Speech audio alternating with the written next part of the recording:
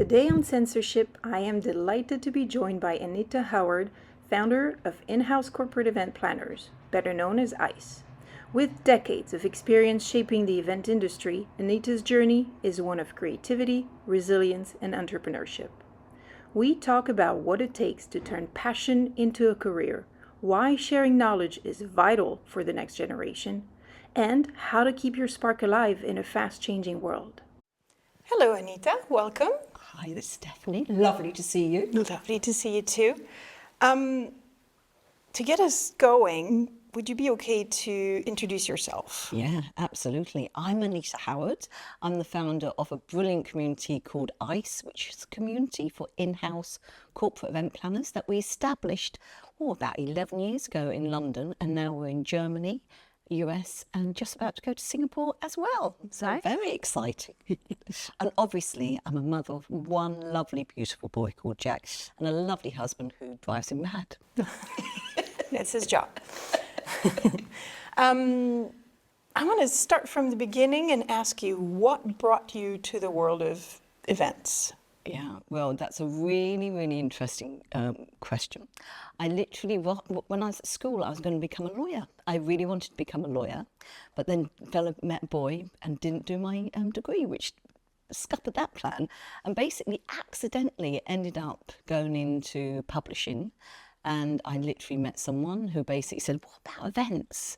And once you get into events, I'm afraid it happened when I was about 20. It's under my skin and just fell madly in love with it. And I think, I mentioned before to you that with dyslexia, that whole thing about putting things in different boxes and being able to do multiple things, it's really fantastic as a profession. And I would recommend it to anyone because I have travelled the world and seen so many brilliant things and met so many friends, which is just wonderful.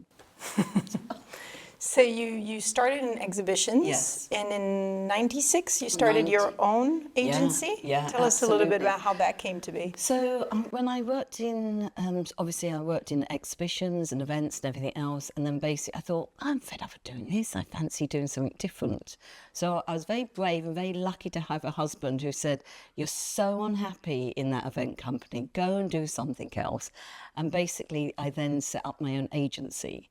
And my first agency was really interesting because I'd never done anything like that before, but it focused on a lot of sales and everything else. And then accidentally I started getting more business within the agency, which then dealt with operations, marketing and everything else. So it was a really interesting way when I decided to go from sort of being employed by a big corporation into basically becoming my own boss. It was a major, major step. It was really exciting. The biggest thing I missed, apart from obviously the paycheck at the end of each month, was the biggest thing I missed was actually not having an IT person that you can just phone up and say, something's broken, please fix it. And it was so funny setting up that time and everything else. And we managed in the first business, One Events, which we set up in 1996. We managed to actually secure a great contract with people like Microsoft and things like that, selling the first Microsoft Tech Ed, which was really interesting. And it just grew from there. We got so many brilliant contracts and everything else. It was a very exciting time. But I then sold it to go off to Cornwall, basically to live a different life with family and everything else. The back of the house fell down, and then basically we then had to go, right, okay, we need to earn money again. And then I reset up my agency and then moved on to doing technology. Doing registration and everything else, and I sold that. And then basically as a sideline to setting up looking intelligent in front of corporate organisers, we set up a thing to be recognising in-house corporate event planners called the ICE Awards. And we spun that out as a business, and here we are today, 11 years later. Very cool. So you sold your business, you thought you were set up. Yeah. The back of the house literally fell down. The worst sound in the whole world.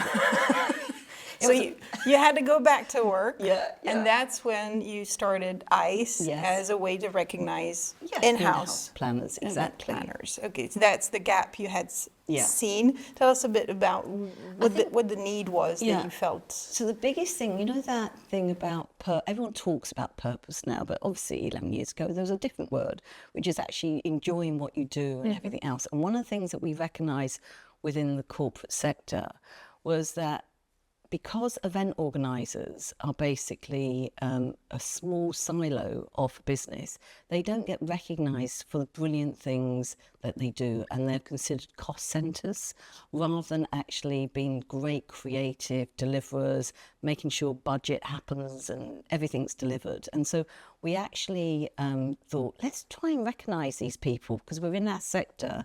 There's a lot of, I'm very hot here, there's a lot of things that we see where basically suppliers, venues, they all get recognised, but not in-house corporate planners. And the community that we built up now, just over 3,000 people worldwide, they really appreciate what we do and trying to move the sector forward, to see it looking different, in, you know, like making sure that we give information to in-house corporate planners to actually look different in front of their organisations.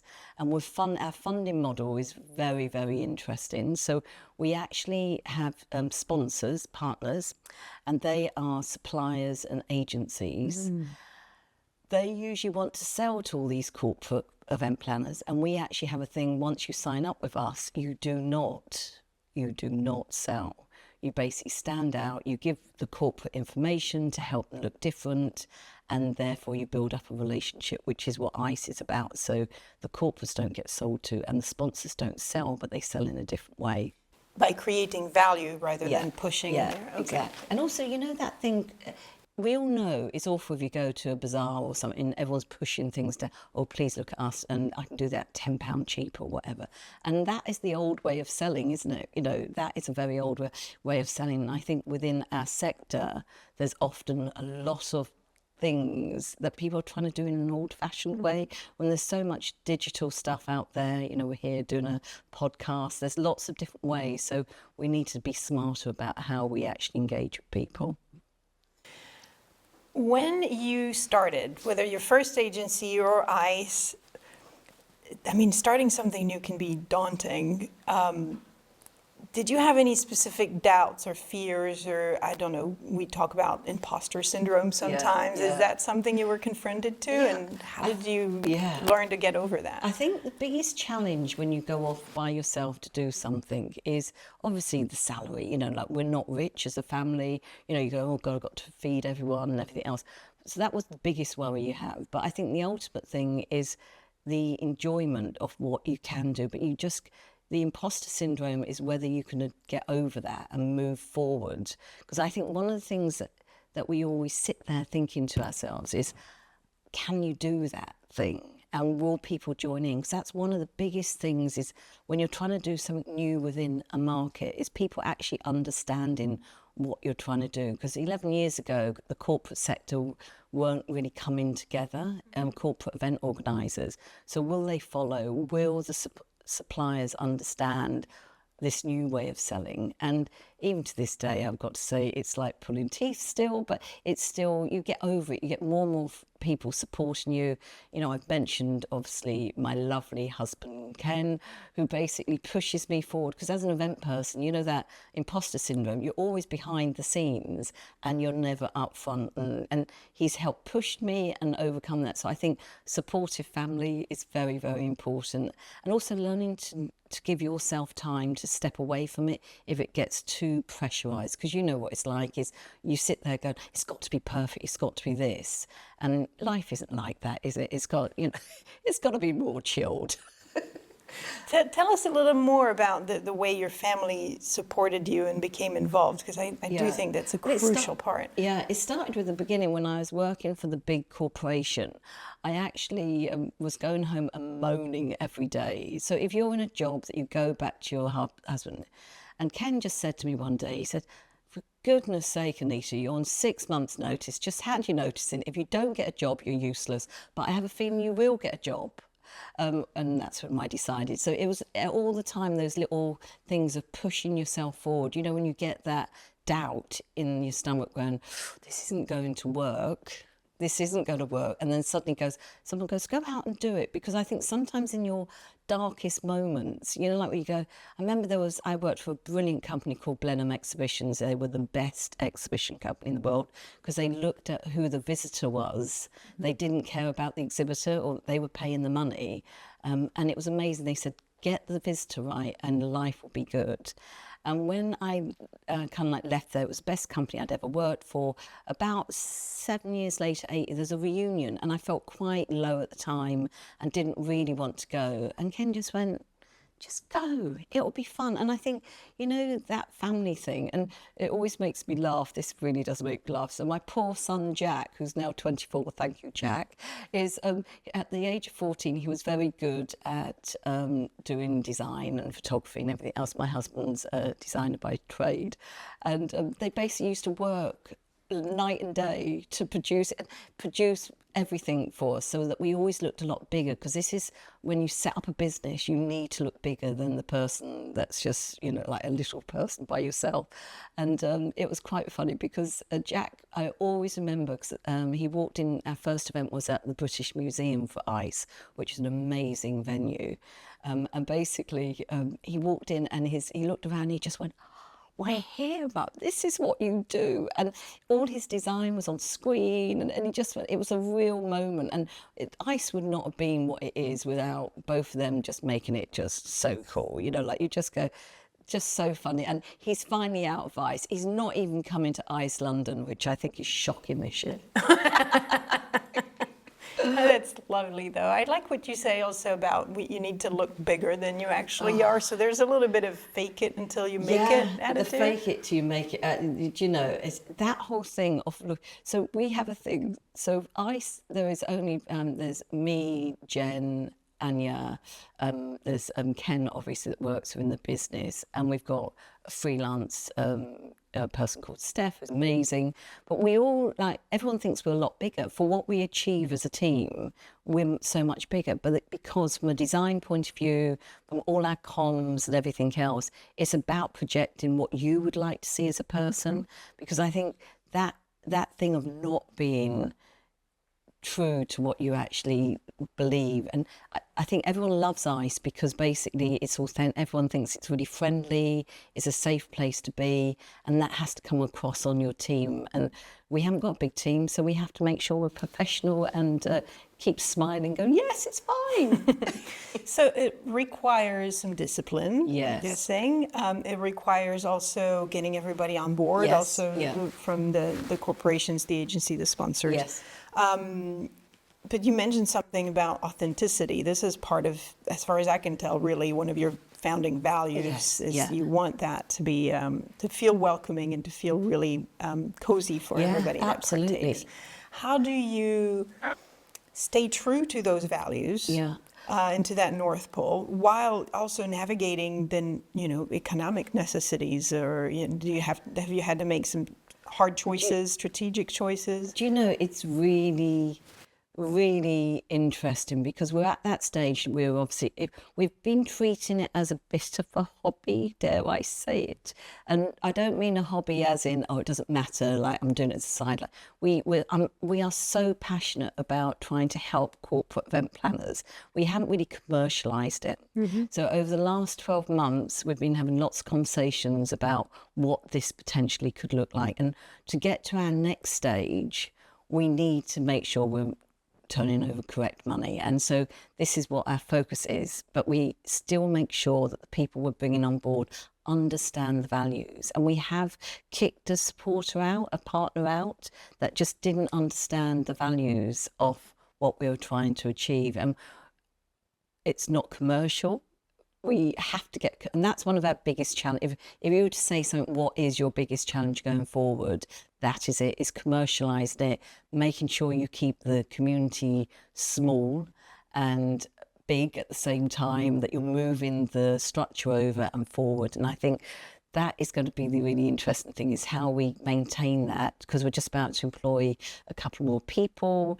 They've got to have the same values as us. You can't get a normal salesperson that's been selling ad space for, at North Star to come into something like Ice, because it's very different. And keeping those values is really hard to keep hold of that. And I've got to say, because I've run previous businesses and sold previous businesses, one of the things that we've survived on Ice is basically having the gig economy working for us, i.e. freelancers, who are just wonderful, amazing. But obviously, as we get bigger, we need to make sure we've got staff. And I was trying to avoid it for 10 years, and unfortunately, I'm giving in this year. We're actually going to be employing people now and being grown up. It's very boring to be grown up, can I say? I thought it'd never happen again.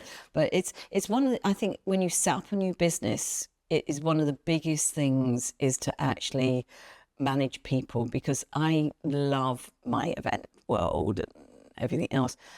And you know, a skill that I haven't got very well is I'm great with the enthusiasm and let's go for it and everything else. And I forget to look behind me if anyone's following. I think we've all done that in our lives. Go, oh, that was a great idea. And so with Jen, who works with, a lot of people know Jen, and we have a call every day in the morning. And I go, I've got a great idea. And she just goes, no. No more. I have no more capacity. Please go away with that great idea. Because that's the thing, because I'm sure for you as well, you know, when you've got that great idea, how do you keep it from going wild and taking over, you know, like, and it's very hard, it is. So you've got to have good anchors in your life. And putting shadows on all of the other great ideas you've had before. Exactly. And also with making things more commercial now, you need to make sure. So, you know, from a board point of view, is that we've appointed non-exec directors now. So we are becoming grown-ups now, promise. But you're also building this team and this family of sorts. That, like you said, you have to share values. And you know, so expanding into Singapore, for example, there was a really we went there and did a leadership supper in April, and they all loved it, and they loved that sense of community. And I think that's what we all miss in our lives sometimes, is that community that you can. We're all trying, we're all desperately trying. Yes, it's all fine, we're event organisers, we're doing really great. But emotionally, because you give so much away to everyone every day when you're doing, you know, your events, I think it's really important to give time to yourself. And that's one of the things for me and for ICE, is that thing about investing time in yourself to do something, to step away from the day-to-day job. And I think that's what, as a community, is so important to us going forward, that is maintained and developed. Was there a moment where you thought, yes, it's going to work, it's working? Yeah. It was 2019 at the, the Design Museum in Kensington. And we had this amazing production, and everyone was downstairs, and it was just, and you know, you look over the balcony. I looked over with one of my friends, Christine, and I just went, oh my goodness, it's worked. It's really got the thing, because it started getting momentum and everything else. And then we know 2020. Recovery time, and that's when we got to know each other, wasn't it? You know, like it's just those stories during lockdown of actually sharing stuff, and I think that's where a lot of the community came into its own during that time. I think everybody felt like down in the trenches. COVID was such a universal experience and the event industry particularly was hit in a way that few other industries experience. And I think, you know, that it's really interesting, that recovery process for the event industry. I think we stood out as a sector within the corporate businesses, because event people can turn their hand to anything. You know, this is why we are event people. And I think people started to realise what event people can do, and they're brilliant and everything else. And one of the things that I think has happened since we've come back, everyone's gone back to normal. And it's like, as event teams, we haven't taken on board how brilliant we were during that time on recovery, and still not to be listened to as a sector in businesses. And that's one of our missions at ICE, is to try and get the whole business understanding that events can be different. You don't have to do an event to do it. Is the ultimately brilliant thing to do to get the customer engagement and everything else, but it's not about just doing an event in the same old way. But we all know that feeling. So we spoke about the moment you felt that success was coming. Lovely, COVID was a big challenge. Are there other challenges that are recurrent that you think this is one that I'm just going to have to deal with forever, it's never going to be fixed, or that you aim to fix? There's two sides to that. From a supplier point of view, I think getting people to understand the purpose of ICE for their collaboration with the corporates, I don't think I'm ever going to fix it. There's only going to ever be a few people that, that understand it truly, which is, I shouldn't really say that on camera, but they're selling in an old way of hosted buyers and everything else, which is very wonderful, but very, very old. And then the other thing is for corporates to actually invest enough time in themselves to take advantage of meeting each other. So I think one of the biggest challenges is for us is to set up, like, you say, oh, let's set up a WhatsApp group, let's set up an online chat area. But corporates just haven't got enough time and they don't invest in themselves. And it's really tough because I have so many people, because we obviously have a great community, and that thing of actually trying to share problems with each other, you don't do openly enough, and I think that's, I suppose it's any sector, isn't it? Everyone goes to that where you go, nobody likes to fail. No, exactly. You just I don't like, it's like when we do that great session at the end of our conferences where it's the things I wish I knew then. And it's can I say, it's one of the funniest sessions where people do share some of the funniest stories that, I always remember one from one particular person. It was so funny. And she said she arrived on site. It was her first event for this company. And the stand was built around the wrong way. And the show was opening the following day. And it was just so funny. She actually said, I went behind or in front of the stand, I don't know which way, but I actually just phoned my mum up and started crying. And she said it was so pathetic, but it was the only reaction I could do before I got the stand rebuilt in less than so many hours. She said it was just very, so yeah, lots of learnings, isn't it? And that thing about saying, and I don't think it's failure, not failure, wrong word. That thing about failing. I think it's actually if you get to a point of sharing before it becomes too much, then that, I think, is I've got someone who's very close to me that she was really, really suffering in this massive corporation. And she's in Cornwall, she is. And it was just so interesting hearing her journey. And she just never talked to anybody else outside the company she was working for. So it's really, she's a big champion. So it's asking for help and finding it. And finding it with listening ears, people that actually really do understand what's going on. It's we all know that feeling, don't we? Very just precious. Going like very, very, very precious. Absolutely. So we talked about challenges for ICE. What about dealing with, I'm guessing, life goes on. You have your own set of personal challenges in your own life. How do you keep it all going? And how do you you have such amazing radiating energy. I love it. But how do you keep it up through life? Yeah, so I'm going through it at the moment, really. I mentioned to you lots of stuff going on, family ill, and that is really tough. We've all got aging parents, aging husband and everything else. But I think because I love what I do, I'm so happy that I've got ICE, because literally it keeps the energy going. And because if you focus on negatives all the time, which there's so much rubbish, there's so many funny stories of things that have happened along the way, you just get so down. And I have to focus on stuff that I can solve. It's back to that thing, there's an event, but worry about the things you can, what's that? I forget this. I'm useless with sayings, I am, but you've got to focus on stuff that you can sort, not the things you can't sort. And luckily I have got that ability to put things firmly in boxes and go, right, we're going to deal with that later. So compartments is your way of dealing with it and keeping your balance. It's interesting that, because everyone's different, isn't it? Some people say it's really bad to do that, and some people go, no. Well, if the lids all come off at once, I go, well, don't. Whatever works for you. I mean, different people will deal differently. It's very interesting to hear different perspectives. Especially when you get older, as if age matters. But I think that real sense of what you're doing is so important, to make sure you've got purpose in what you're doing. And I think I love work because of my passion for what I do. find that thing. Do you remember those, I've told you about Jack. I always remember thinking, why do you want to become a data journalist? You haven't got a journalism degree. But he's found his passion and he loves it, He cares about it. Yeah, exactly. So you just find lovely. stuff that keeps it all going. Love it. So what you've built is something quite powerful.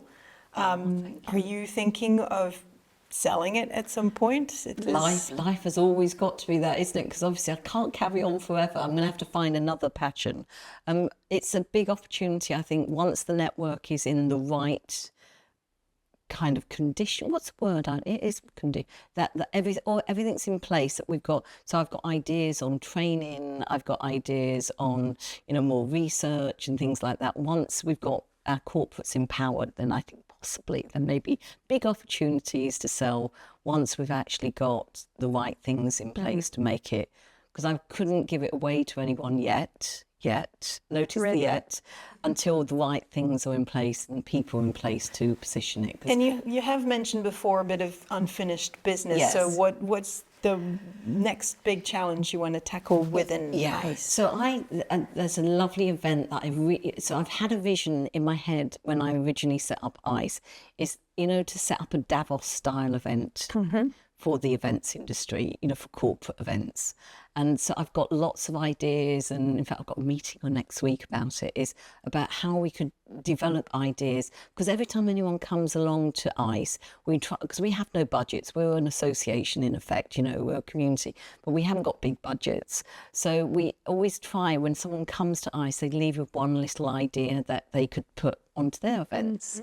And so this is what we keep doing, and that with a Davos style event we can do on a bigger scale with bigger impact, which would be really exciting. Very nice, very cool. What does success look like to you now, and how does it compare to what you were hoping for when you started? Well, success looks is that we achieve getting bases in each continent for ICE, so that we can help local in-house corporate event planners. We did an event in Ireland recently, and that really went down well. So just creating small and niche things, so going forward that will be a big success.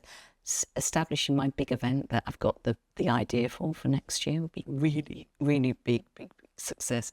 And also it's just basically looking after myself as well within this as well. That's what I would say success looks like. And building a team, even though I don't want to, building a team that obviously are as passionate about our sector as possible.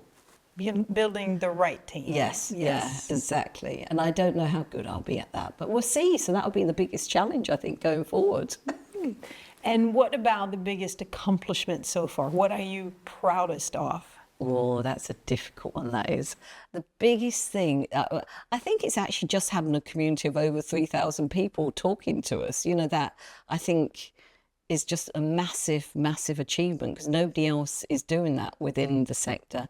And also, because we've got competitors coming up quite closely to us now, is actually seeing that corporates are considering themselves as a sector now, rather than being within their own industry sector. So I think that's a big, big, big, big achievement. And, we've done benchmarking research for about 6 years now, and it shows when we started, a lot of event teams were reporting into procurement or into HR and now they're actually reporting into marketing. And so it's becoming much more of a profession. I know the sector's changing as well, but I think that feels like a big move, that they've started considering themselves that they are important and they're moving in the right direction. So you're really seeing that evolution within the business, and you've taken your place within that transformation. Yeah, absolutely. And that thing about learning from each other. So all the ideas that you get from this community is just brilliant. They come up with so many different things. You just go, yeah, that's easy. I could do that at my event. And that thing about sharing information is so cool. I just love that. That's my passion. You really do talk a lot about transmission, sharing knowledge, and how do you see that continuing? And actually, no, from this podcast, what would you like people to remember? Oh, that's a great question. I think the first thing, and it sounds so hippie, and I'm not a hippie, is look after yourself and invest time in yourself. I think that's one of the things. When the back of the house fell down all those years ago for us, it was kind of like, oh, this is a disaster. This is absolutely awful. But you pick yourself up and you carry on. But I learned to do things very differently from that point onwards, because I'm a massive organizer. My husband didn't even he said, oh, by the way, take the day off, and we're going to Paris. And one of my friends got him to tell me that we were going to get married. So you literally, because the detail and stuff is so important. And I think I used to overlook at everything. And now I go, no one's died. It's only home furnishings.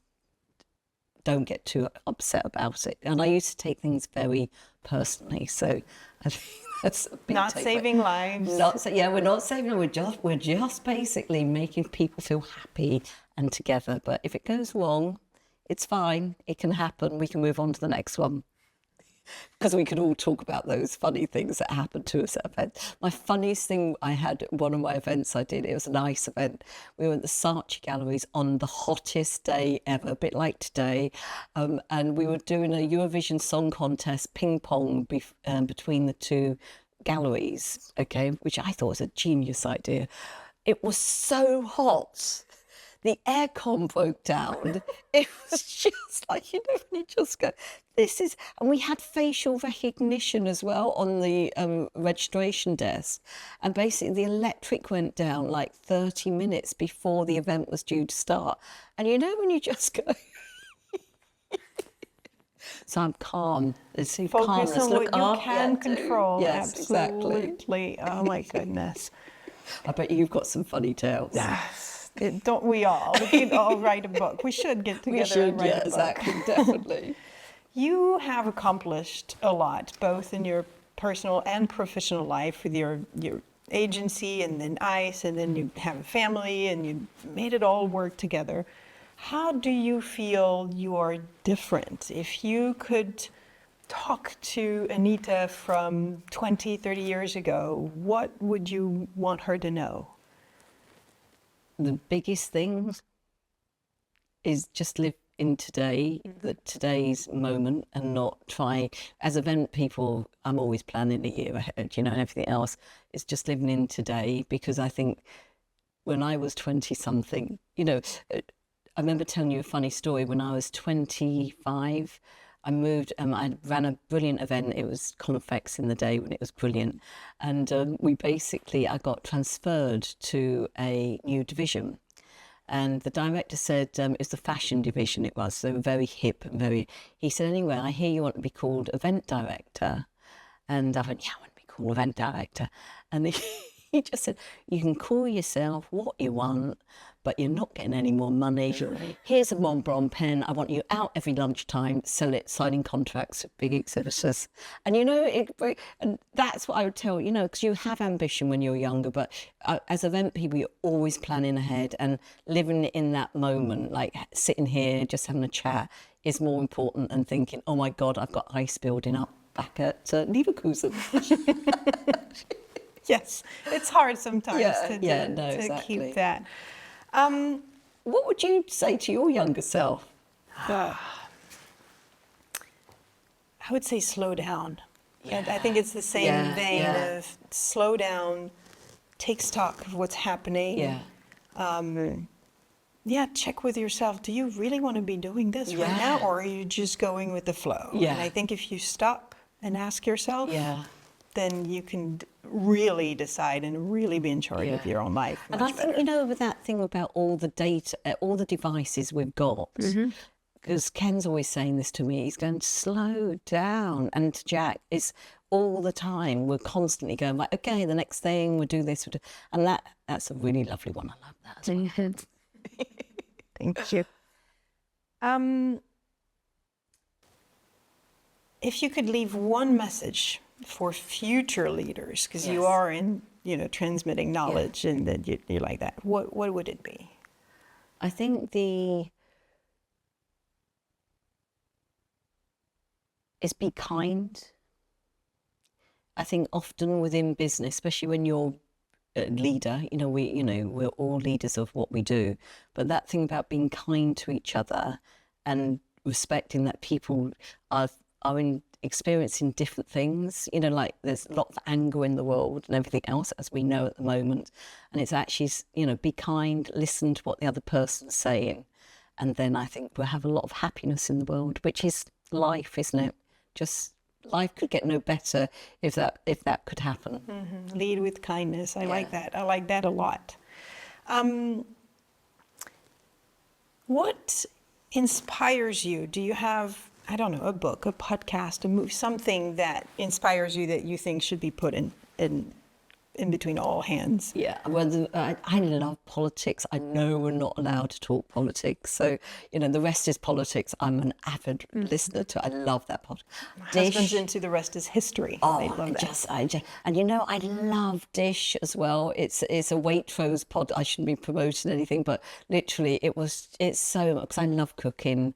And basically love entertainment, and they have so many brilliant guests on there. It's great, and so I love those. And book-wise, I loved recently, and it's politics again, but the rest is politics. Rory Stewart's book, his biography about him in Parliament when all Boris Johnson and everything else was around. So love that book. But I do read a lot of, I'm a dyslexic, so I'm not very good at reading, but I hoover up audiobooks every week. I just love them. Those are wonderful, aren't they? Yes. Exactly. Mm-hmm.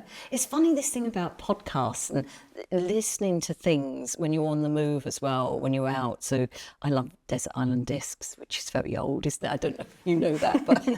Desert Island Discs, a BBC thing, has been going for years, where you get cast away onto an island, but you choose your five favourite songs, or 7. Yeah. Very cool. Listen to it. There is something about the way the brain processes information if you're on the move and listening to something as opposed to just sitting still and listening. It does process differently. I can read a book when I'm on holiday. It's really interesting. I can do a book on holiday, but when it's work and everything else, my brain needs audio, not visual. Well, we're giving it both right now. Wonderful. Anita, what can we wish you? I think good health would be a brilliant thing, because everyone around me is getting poorly, and good health and happiness is the biggest thing, isn't it? Is that allowed? Can I say that? Absolutely, you can say whatever good health is definitely all I wish for.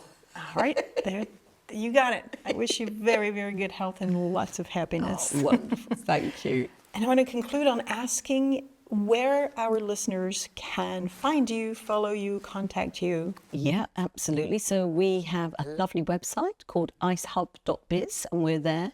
We're obviously on LinkedIn a lot as well. So please reach out to anyone who wants to connect and anyone who wants to help us carry on inspiring in-house corporate event planners to do things differently. I love it. Thank you so much. I will put all of the links thank you very much. under the video. Thank you. Thank you for your time. I really appreciate it. It was a pleasure. Great chatting. Thank you. Thank you.